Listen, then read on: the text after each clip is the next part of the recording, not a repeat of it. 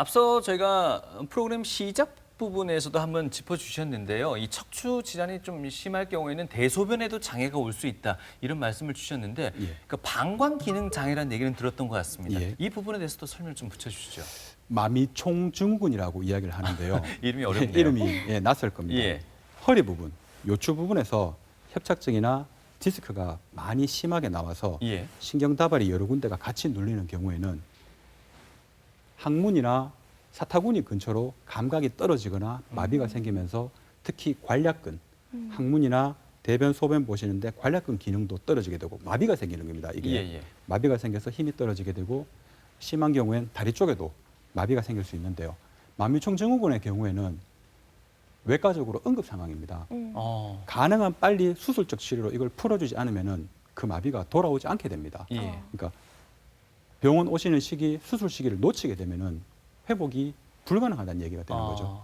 사실 허리 디스크에 있어서 응급인 경우는 제가 수련 받을 때도 그렇고 제일 응급인 경우는 마미총증후군입니다. 이거는 환자가 오시면은 바로 수술해야 됩니다라고 설명을 드려야 되는 그 경우입니다. 증상을 조금 더 그러면 자세히 좀 들어볼까요? 예. 그 마미총증후군이 있을 때 감각신경이 변화가 되는 곳이 주로 엉덩이 다리보다도 우리 항문 근처, 예. 항문 근처하고 사타구니 쪽이라고 합니다. 예, 그게 예. 말의 안장에 딱 앉으면은 주로 닿이는 부분이거든요. 그러니까 말 안장 거기 그 부분에 꼭 마취된 것처럼 예. 감각도 떨어지고 만져도 잘 모릅니다 환자들이. 예. 그리고 우리가 보통 그 관략근에 힘을 준다는 게 이제 대소변 참을 때처럼 힘을 줘서 조아 보지 않습니까? 예. 힘이 영 덜 들어가는 걸 환자가 표현을 합니다. 아. 예, 그게 제일 대표적인 증상 두 가지고 예. 거기에 더불어 결국 신경이 눌리기 때문에 허벅지나 다리 쪽 통증과 발목, 발가락, 하지 쪽에 운동 기능도 떨어질 수 있습니다. 아, 네. 그렇군요. 먼저 비수술적 치료법을 보시면 보존적 치료법, 보통 제일 먼저 해보시는 방법이죠. 진통소염제나 약을 먼저 드셔보시고 도수치료를 포함한 물리치료도 해보고 운동치료도 종류가 여러 가지 있습니다. 운동치료 등을 하면서 먼저 보존적 치료를 해보시고 그래도 호전이 되지 않으면 그 다음은 우리가 보통 병원 가서 주사 맞는다라고 예, 얘기하는 예. 신경주사 치료를 하게 되는데요. 신경주사 치료 방법은 크게 경막 외 신경차단술 방법과 그러니까 신경 싸고 있는 경막이라는 그 바깥쪽에다 약을 흘려주는 경막의 신경차단술 방법이 있고 허리에서 나가는 아까 말씀드린 신경근, 여러 개의 신경근 중에 사진상에서 진단된 병이 있는 부분만 딱 골라서 그 부분에만 차단술, 약을 주는 선택적 신경근 차단술이 있습니다. 선택적 신경근 차단술은 목이나 등, 허리에도 다 공히 시행할 수 있는 방법이고요. 보통 신경주사 치료를 하면은 C암, 엑스레이입니다. 뼈가 보이는 엑스레이를 이용해서 정확한 위치를 파악하고 주사를 이용해서 약을 흘려주는 방법이 있고 요즘은 좀 더 정밀하게 확인하기 위해서 엑스레이보다 한 단계 더 위의 단계인 CT를 이용해서도 주사 치료를 시행할 수 있습니다. 네. 지금 계속해서 허리에 대해서 얘기를 하고 있는데요. 사실 허리 통증이 심해서 다른 곳을 입에 이렇게 오르내리지를 못할 뿐이지 어깨하고 목도 만만치 않습니다. 그렇죠. 예, 어깨 목도 좀 예. 얘기해 주실까요? 목하고 어깨 쪽 경추 시술 방법도 비수술적 치료법은 크게 경추 신경 성형술, 경추 고주파 치료, 경추 내시경 레이저술 크게 이런 종류가 있고요. 네. 먼저 경추 신경 성형술을 보시면 목 뒤쪽으로 가느다란 주사를 하나 찔러서 지름이 1mm가 채 안 되는 가느다란 카테터, 관이죠. 관을 직접 병이 있는 부분에다까지 접근시켜 줍니다. 사진을 보면서 시행을 하는 거고요.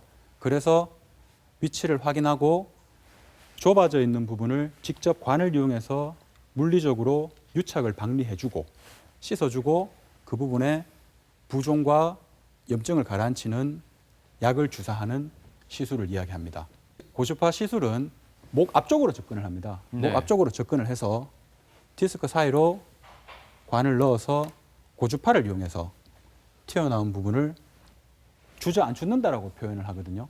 그렇게 고주파 치료를 하면 고주파 수액 성형술을 하면 시술하기 전에 볼록하게 나와서 목신경을 누르고 있었던 것이 시술 후에는 흡수가 되어서 신경이 잘 내려가는 그런 상태가 될 수 있습니다. 네, 원장님은 설명을 이렇게 상당히 쉽게 하시지만요.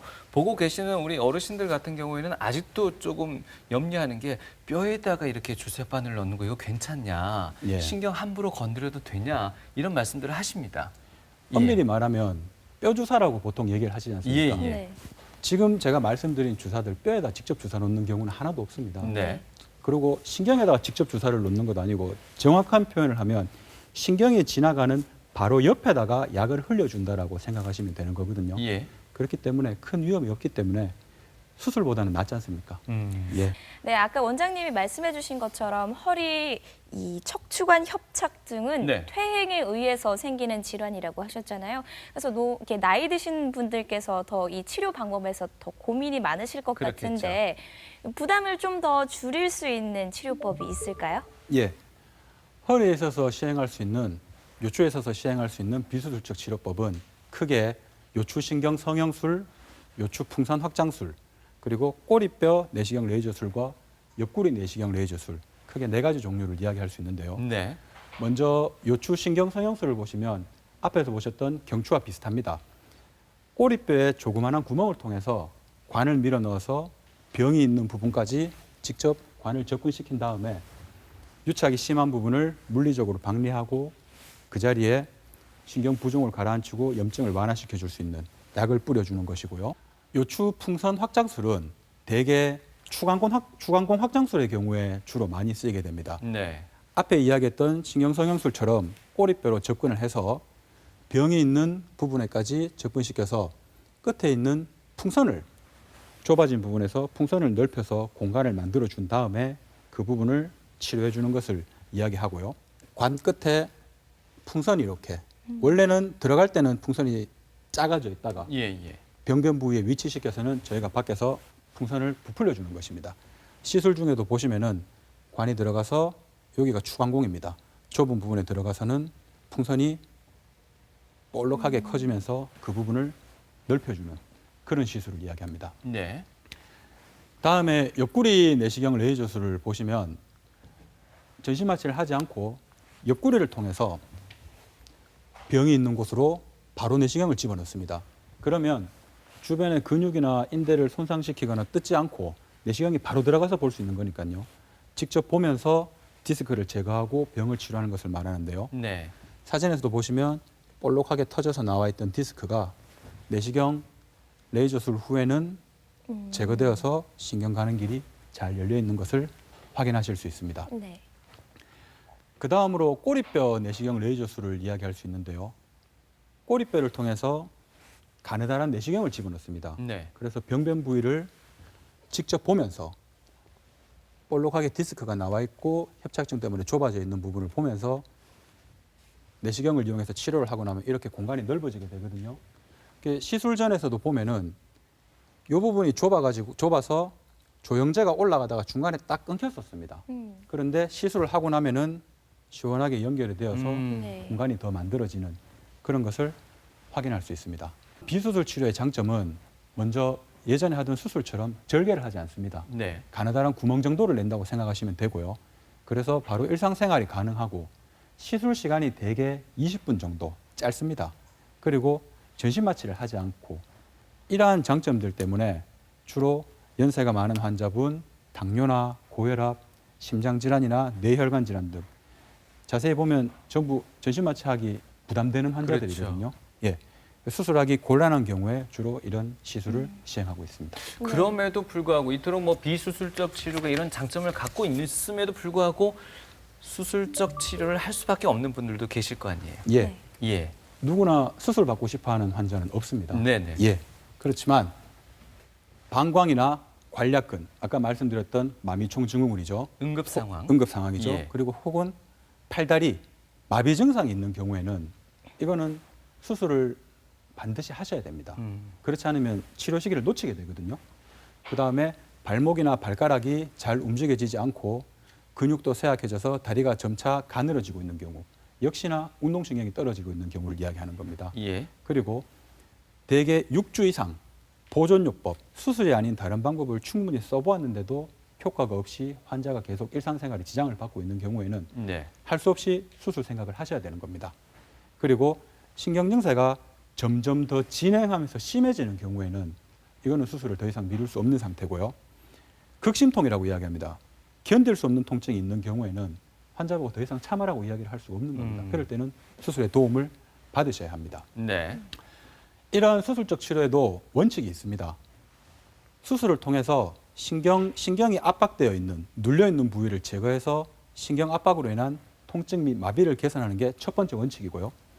두 번째는 척추 전방 전이증처럼 척추뼈의 움직임이 과도한 경우에는 고정술 등을 이용해서 척추뼈를 안정화시켜줘야 됩니다. 그리고 아무래도 연세가 많다 보니까 병이 한 군데 있지 않습니다. 네. 퇴행성 변화는 여러 군데 같이 오기 때문에 병이 여러 군데 있는 경우에는 사진에 보이는 모든 병이 있는 곳을 다 수술을 하는 것이 아니고요. 병변이 여러 군데인 경우에는 환자의 증상에 직접적인 영향을 주는 곳, 지금 환자를 힘들게 하는 곳만 골라서 최소한으로 수술하는 것이 원칙입니다. 네. 마지막으로 이러한 치료는 가능한 한 정상적인 신체 조직을 최대한 보존하면서 시행되어야 하는 것인데 이것을 최소 침습 치료법이라고 이야기합니다. 최소 침습 치료법 방법은 크게 세 가지를 말씀드릴 수 있습니다. 먼저 내시경 척추관 확장술이 있고요. 두 번째는 현미경 미세 감압술, 세 번째는 최소 침습 척추 고정술, 크게 세 가지를 말씀드릴 수 있는데요. 내시경 척추관 확장술을 통해서 치료한 환자인데요. 시술하기 전에 협착증이 있어서 잘록하게 좁던 부분이 시술을 시행하고 나면 길이 이렇게 넓어집니다. 공간이 넓어져서 신경이 더 이상 눌리지 않고 잘 풀려 있는 걸 확인할 수 있고요. 예. 그 다음으로 현미경 미세 감압술을 말씀드릴 수 있는데요. 한 군데 수술을 하는데 3cm 정도, 별로 크지 않습니다. 네. 3cm 정도 아주 작게 최소 절개를 하고는 들어가서 현미경을 보면서 좁아진 부분을 직접 감압해주는 수술을 말씀드리는 겁니다. 역시나 이렇게 좁던 자리가 하고 나서는 신경 가는 길이 시원하게 네. 보이면서 새카맣게 거의 안 보이던 신경이 지금은 이렇게 동그랗게 주머니가 보이는 그런 방법을 말씀드리는 거고요. 네. 보통 현미경 미세 감압술의 경우에는 수술 부위를 작게 하기 때문에 수술하시고 나서 수술하신 당일부터 환자가 보행을 하고 다니시는데 큰 지장이 없습니다.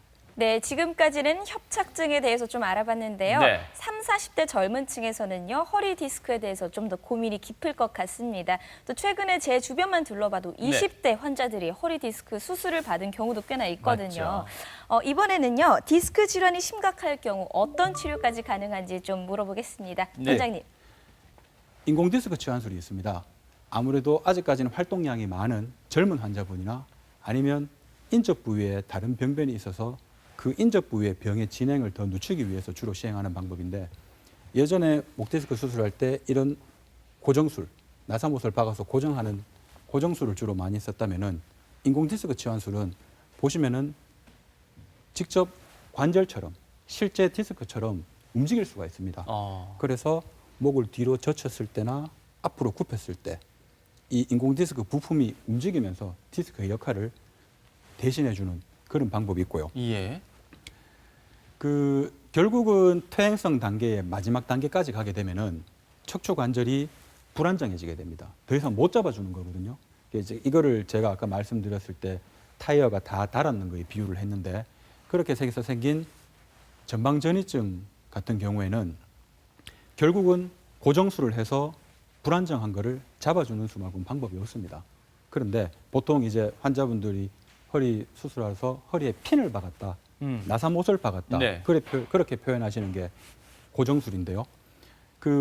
기존의 후방 등으로 하던 골류압술 방법보다도 요즘 시행하는 앞쪽으로 전방으로 들어가서 골류압술을 시행하는 방법을 요즘은 많이 사용하고 있습니다. 그게 이제 기존의 후방 골류압술에 비교해서 전방으로 들어가게 되면, 배 쪽으로 들어가게 되면 네네. 뼈 조직이나 등 쪽에 있는 근육은 거의 손을 대지 않습니다. 거의 손을 대지 않기 때문에 최대한 아껴줄 수 있는 거고요. 두 번째는 전방으로 수술하게 되면 뒤쪽으로 수술할 때 비해서 신경을 거의 만지지 않고도 수술이 가능합니다. 그렇기 때문에 신경을 만지지 않는다는 얘기는 신경이 다칠 수 있는 기회가 줄어든다는 얘기가 되는 것이죠. 하지만 배로 들어가서 수술을 하기 때문에 환자분들이 많이 걱정하시는 수술 자체는 위험성이 많은 배에 있는 대동맥을 비롯한 혈관이나 복부 장기 사이에서 행해져서 위험이 좀 더 있는 건 사실이지만 예. 충분한 시설이나 경험이 갖추어지면 위험 부담을 훨씬 더 많이 낮출 수 있고 출혈량도 후방 경유에 비해서 훨씬 더 적습니다. 예. 사진으로 보시면 4번 뼈와 5번 뼈 사이에 전방 전이증 때문에 쉽게 말해서 뼈가 어긋져 있었는데 예. 네. 그래서 뒤쪽으로 신경 가는 길도 많이 좁아진 상태였습니다. 전방 경유 수술을 시행하고 나면 어긋져 있던 뼈도 제자리에 들어가고 나사목과 인공뼈를 통해서 전방 전이증도 다 교정된 상태임을 확인하실 수 있습니다. 네. 특히 전방 경유 골류압술 같은 경우에는 이 사진이 예전에 보통 이야기하는 후방 경유 골류압술입니다. 어른 손바닥 크기 정도 되겠죠. 상처도 크고 양쪽의 근육도 많이 열어야 되고 손상이 많이 심합니다. 하지만 전방 경유를 하게 되면 사람 배꼽입니다. 배꼽 바로 옆에 자로 보면은 4에서 5cm 정도 작게 절개하고 상처 부위도 작아서 환자가 회복하고 하는데 훨씬 더 도움을 많이 줄 수 있습니다. 네. 네. 언뜻 생각하기에는 그래도 척추와 가까운 뒤쪽에서 수술하는 게 더 낫지 않겠나 할 수도 있겠지만 알고 보면 또 그게 아니었군요. 예, 그렇습니다. 예. 알겠습니다. 이렇게 해서 뭐 협착증, 그 디스크에 대해서 여러 가지 알아봤는데 이제 좀 정리를 해야 될 시간입니다. 그 허리 아프신 분들은 아무래도 주무실 때 많이 또 통증을 호소하십니다. 수면 자세 때문일 텐데요. 예. 뭐 통증에 따라 내지는 질환에 따라 이 수면 자세도 조금 달리할 필요가 있을 것 같습니다. 네. 예, 그렇습니다. 허리 디스크 환자는 똑바로 누운 상태에서 무릎 밑에 베개 등을 이용해서 받쳐주면서 다리를 조금 높인 상태로 하는 게 네네. 통증을 완화시키는 데 도움이 됩니다. 예. 다리를 쭉 편 상태는 아무래도 다리가 당기고 디스크 때문에 눌려있는 다리가 당기고 하기 때문에 증상이 더 심해질 수 있는데 무릎 밑에 베개를 받쳐서 다리를 조금 올리면 아무래도 덜 당기게 되기 때문에 증상이 덜해집니다. 네. 목 디스크 환자들 같은 경우에는 결국은 목에서 팔로 가는 신경이 눌려서 증상이 불편하신 건데요. 사실은 자세보다도 주무실 때 사용하시는 베개가 중요합니다. 예. 베개를 비싸고 좋은 거 쓰라고 말씀드린 게 아니고요. 베개 높이를 주로 강조를 하는데 목은 원래부터 C자 모양으로 돼 있는 자세가 가장 좋은 자세입니다. 예. 그런데 베개를 너무 높은 거를 베시거나 너무 낮은 걸 베게 되면은 정상적인 C 커브 모양에서 벗어나게 됩니다. 네네. 대개 통상적으로 말씀드릴 때 6에서 8cm 정도 되는 높이, 보통 어른들이 쓰시는 베개보다 조금 낮다고 생각하실 겁니다. 예, 그렇게 사용하는 게 목 디스크에는 도움이 되고요. 예. 척추 협착증은 신경 가는 길이 좁아져서 다리로 가는 증상이 불편한 거라고 말씀드렸습니다. 특히 척추 협착증 환자들이 밤에 증상이 더 심합니다. 밤에 잠을 못 잔다라고 표현을 많이 하시는 분들이 많은데요. 예. 아까도 말씀드렸던 것처럼 협착증은 허리를 앞쪽으로 굽히면 신경 가는 구멍이 넓어져서 증상이 조금 더 덜해지게 됩니다. 네. 그러니까 척추 협착증 환자들은 똑바로 누워서 주무시는 것보다 옆으로 모로 누워서 허리를 약간 구부린 상태로 주무시면 새우잠이라고 표현하죠, 그죠? 그런 상태로 하면 주무실 때 증상이 조금 더 덜 할 수 있습니다. 예. 반대로 우리가 빈도는 많지 않지만 강직성 척추염 환자들, 강직성 척추염 환자분들은 그분들은 결국 시간 지나면서 허리가 앞으로 굽어버리는 게 문제가 되거든요. 강직성 척추염 환자들은 그런 분들은 편편한 곳에 바로 누워서 있는 게 중요하고 엎드려 있는 자세를 통해서 운동을 하면 아무래도 진행을 좀 더 늦추는데 도움이 될 수 있습니다. 네. 아까 목 디스크도 얘기해 주셨는데요. 그 높이가 한 6에서 6에서 8cm 예. 얘기하셨는데 베개를 높이 쓰는 게 더 편하다고 하시는 분들은 어떤 증상 때문에 그러실 걸까요? 버릇인 거죠. 단지 버릇인 버릇인가요? 거고. 그런데 베개를 높게 쓰게 되면 예. 우리가 보통 이야기하는 일자목 상태가 된 상태가 됩니다. 음. 베개를 높여버리면 뒤가 높아지는 거니까 예. 목이 앞으로 숙인 것처럼 되는 상태가 되는 거거든요. 그게 우리 흔히 말하는 거북목, 일자목인 거죠. 베개를 높이 베는 건 옛날 어른들 말씀하시는 게 다 맞습니다. 좋지 않은 자세입니다. 알겠습니다. 네, 알겠습니다. 예. 여러분, 베개 선택 중요하고요. 네. 또 옆으로 누워서 자는 것 증상별로 잘 기억해 두시면요. 통증도 줄이고 또 잠도 푹 주무실 수 있을 것 같습니다. 네. 원장님 끝으로 저기 척추 건강 예방법 좀 더 설명해 주시면 좋을 것 같습니다. 예.